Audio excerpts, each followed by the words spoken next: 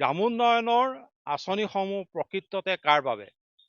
গ্ৰামোন্নয়নৰ আঁচনিসমূহে গ্ৰামাঞ্চলৰ প্ৰকৃত হিতাধিকাৰীসকলক চুব পাৰিছেনে নাই? আমি দেখুৱাইছোঁ জাৱনী গাঁৱৰ ৰজলী চৌহান আৰু বচুৱা চৌহানৰ এটা বাসগৃহ।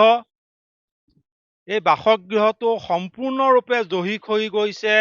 মৰাঠাৰিৰ বেৰেৰে নিৰ্মাণ কৰা আৰু মৰাঠাৰি বেৰ ওপৰত চালি হিচাপে দি তাৰ ওপৰত এনেদৰে তিৰপাল তৰি তেওঁলোকে দিন অতিবাহিত কৰিছে। কিন্তু আজিৰ তাৰিখলৈকে এই পৰিয়ালটোৱে লাভ নকৰিলে PMAY যোজনাৰ বাসগৃহ, অৰুণোদয় আঁচনি আৰু এখন ৰেচন কাৰ্ড।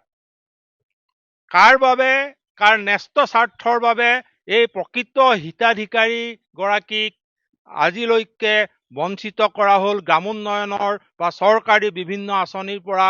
সেয়া কিন্তু এক লাখটকীয়া প্ৰশ্ন হৈ উঠিছে। কাৰণ এই ছজনীয়া পৰিয়ালটোৱে আজিলৈকে লাভ নকৰিলে অৰুণোদয় আঁচনি, পৰিয়ালটোৰ নামত আজিলৈকে ইছ্যু নহ'ল এখন ৰেচন কাৰ্ড। আনকি পঞ্চায়তে অনুমোদন জনাবলৈ পাহৰিলে এই পৰিয়ালটোৰ নামত এটা PMAY আঁচনিৰ বাসগৃহ। আমাৰ লগত ৰজলী চৌহান আছে, তেওঁৰ পৰা জানিম। বাইদেউ, আপোনালোকে আজিলৈকে কি কি পালে, কি কি পোৱা নাই? একো পোৱা নাই আজিলৈকে। ৰেচন কাৰ্ডো পোৱা নাই, অৰুণোদয় আঁচনিও পোৱা নাই, ঘৰো পোৱা নাই।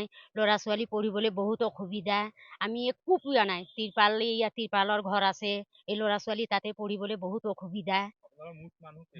আমাৰ মুঠ মানুহ 6 জন।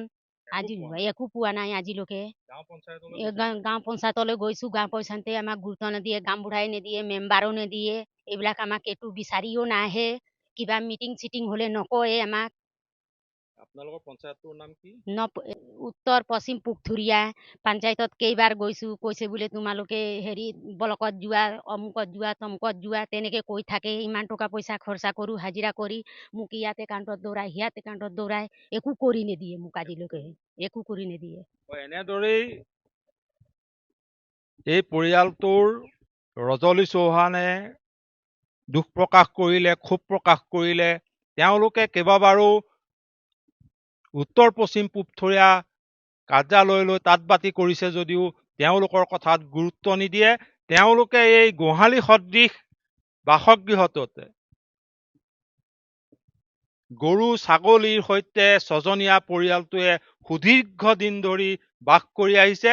কিন্তু কি ৰহস্য আছে সেয়া সন্দেহৰ আৱৰ্তত আজিলৈকে এই ৰজলী চৌহানৰ পৰিয়ালটোৱে চৰকাৰী কোনো ধৰণৰ সা সুবিধা আজিলৈকে লাভ নকৰিলে।